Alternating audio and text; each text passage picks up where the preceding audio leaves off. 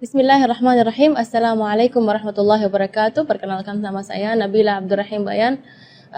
Mungkin sudah tidak asing lagi ya, alhamdulillah. Mudah-mudahan di pertemuan kali ini kita bisa menjelaskan sedikit tentang surat Al-Fatihah, di mana surat Al-Fatihah itu penting sekali, adalah salah satu rukun salat. Ketika pembacaan surat Al-Fatihah kita kurang tepat dari segi makhraj, dari segi gunnahnya, madnya juga ketinggalan, maka mungkin tidak diterima sholat kita, karena rukun yang seharusnya kita laksanakan dengan sempurna, tapi sayang sekali kita tidak melaksanakannya dengan sempurna, maka jadi tidak sholat kita tidak diterima oleh Allah Subhanahu Wa Taala. Di pertemuan kali ini karena Bila akan sedikit menjelaskan kesalahan-kesalahan yang sering terjadi ketika saat kita membaca surat Al-Fatihah. Gini ya, setiap orang memang beda-beda. Yang bagusnya ada kelebihannya, memang ada kekurangannya, tapi dalam melafalkan huruf-huruf Al-Quran seharusnya kita 100% seperti bagaimana Rasulullah SAW membaca. Kalau kita lihat di surat Al-Fatihah, karena Bila akan membaca sedikit ya surat Al-Fatihah, nanti satu persatu ayat kita akan merincikan kesalahan yang sering terjadi ketika melafalkan ayat-ayat atau huruf-huruf di surat Al-Fatihah.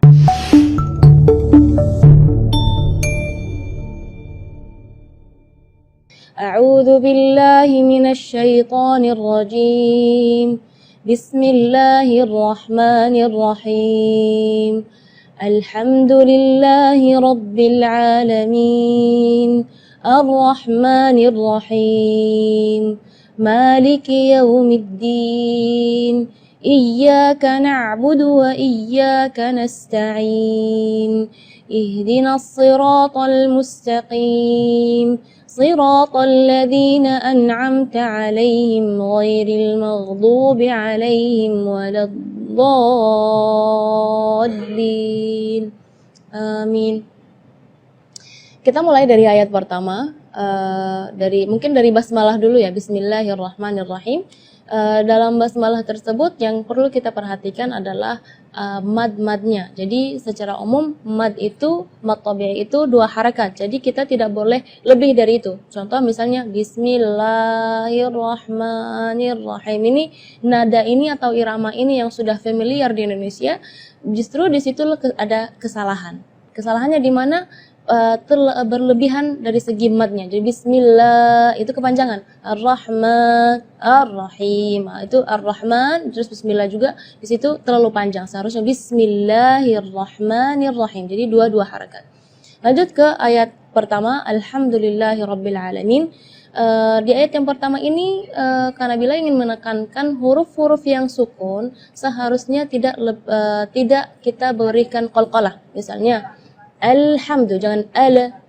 Nah, di situ seringkali karena Bila melihat huruf-huruf yang seharusnya sukun, yang tidak ada qalqalahnya, malah diberi qalqalah atau dipaksa untuk dia memberi harakat. Jadi alhamdu. Contoh juga di ayat nanti yang ayat 6 ya kalau nggak salah, ana siratal ladzina an'amta. Itu sering kali huruf-huruf lam, nun atau ama ya, itu tidak boleh menggetarkan atau diberi qalqalah, karena huruf qalqalah ada 5, qaf, ta, ba, jim, dal. Ya, selain 5 huruf tersebut maka tidak boleh kita qalqalah ya. Jadi alhamdulillahi rabbil alamin.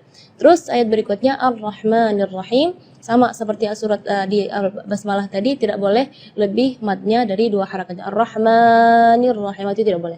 Ar-Rahmanir Rahim. Terus yang berikutnya Maliki Yaumiddin, biasanya di ayat tersebut tidak ada salah, tapi karena Bila di sini ingin menekankan kasrah di kalimat Maliki. Itu kadang-kadang ketinggalan karena pengen buru-buru saat membaca Al-Fatihah dalam sholat, jadi Maliki Yaumiddin kedengarannya sukun. Maka ketika kita membaca Maliki, kita perhatikan kaf kasrah di huruf kaf harus kasrah yang sempurna. Maliki Yaumiddin. Terus Iyyaka na'budu wa iyyaka nasta'in. Di sini adalah tasydid di huruf ya di kalimat iyyaka, maupun yang pertama ataupun yang kedua, karena salah satu ulama mengatakan kalau seandainya satu tasydid pun dalam surat Al-Fatihah ketinggalan, itu maka bacaan Fatihahnya tidak sah, berarti salat kita juga tidak sah. Jadi kita perlu di sini menekankan tasydidnya pun harus kita perhatikan. Sampai subhanallah ulama menghitung tasydid dalam surat Al-Fatihah itu adalah 14 tasydid dalam surat Al-Fatihah. Iyyaka, jadi tekanan iya dengan iyaka. Kalau iyaka berarti tidak ada tasydidnya. Jadi iyyaka na'budu wa iyyaka nasta'in. Setelahnya adalah ayat ihdinas siratal mustaqim. Di sini makhraj huruf H yang ingin Kak Nabila tekankan, karena biasanya kalau kita mendengar imam-imam, jangan pun imam-imam, mungkin kita sendiri ya ketika membaca ihdinas siratal mustaqim, baca H-nya keluarnya dari dada. Ya, itu tidak boleh, itu keluarnya dari dada. Sedangkan makhraj huruf H itu adalah dari tenggorokan. Jadi keluarnya tipis karena H itu termasuk huruf di antara 28 huruf hijaiyah yang paling lemah adalah huruf H. Maka kita jangan berlebihan supaya huruf H itu jelas jadi gitu gitu, enggak. Jadi ihdinas siratal mustaqim. Ayat berikutnya atau ayat terakhir, siratal ladzina an'amta 'alaihim ghairil maghdubi 'alaihim waladdallin. Di ayat ini yang pertama di makhraj huruf ghain ya, ghairil maghdubi ya, perlu diperhatikan bukan G, bukan huruf G ya, bukan ga, tapi gha. Jadi kalau ga itu dia makhrajnya dari lidah. Ya, tapi kalau huruf ghain itu dari bagian tenggorokan ya. Jadi gha. Dan huruf ghain ini memang termasuk huruf yang tidak ada dalam bahasa Indonesia, tapi karena insya Allah muslimah di sini lebih semangat untuk belajar mengaji, jadi harus melafalan huruf ghainnya lebih bagus. Huruf yang terakhir yang perlu diperhatikan di ayat terakhir adalah huruf dhad ya. Huruf dhad itu memang termasuk huruf bagi orang Arab pun sulit untuk dilafal, apalagi orang Indonesia, tapi itu bukan alasan untuk kita tidak belajar memperbaiki makhraj kita. Dha ya, huruf dhad itu keluarnya dari pinggir lidah maupun yang kanan ataupun yang kiri atau dua-duanya. Dan memang ada yang mengatakan bahwa Rasulullah Shallallahu Alaihi Wasallam satu-satunya yang bisa melafalkan huruf dhad dengan baik. Itu bukan berarti kita tidak bisa, maka kita harus berusaha ya untuk melafalan kita, huruf-huruf kita sama seperti Rasulullah Shallallahu Alaihi Wasallam.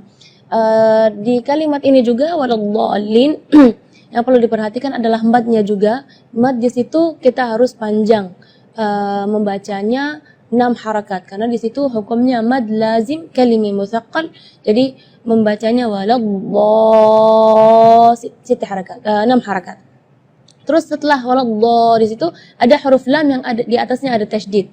Itu seringkali ketinggalan waladhdallin. Nah, itu berarti tidak ada tasydidnya. Waladhdallin. Amin. Mudah-mudahan dengan penjelasan yang singkat ini bisa memperbaiki bacaan-bacaan muslimah dan akhwat di sini, dan insya Allah kedepannya bisa lebih bagus lagi untuk bukan hanya untuk diri kita tapi untuk mengajar anak-anak kita supaya baca Fatihahnya lebih baik.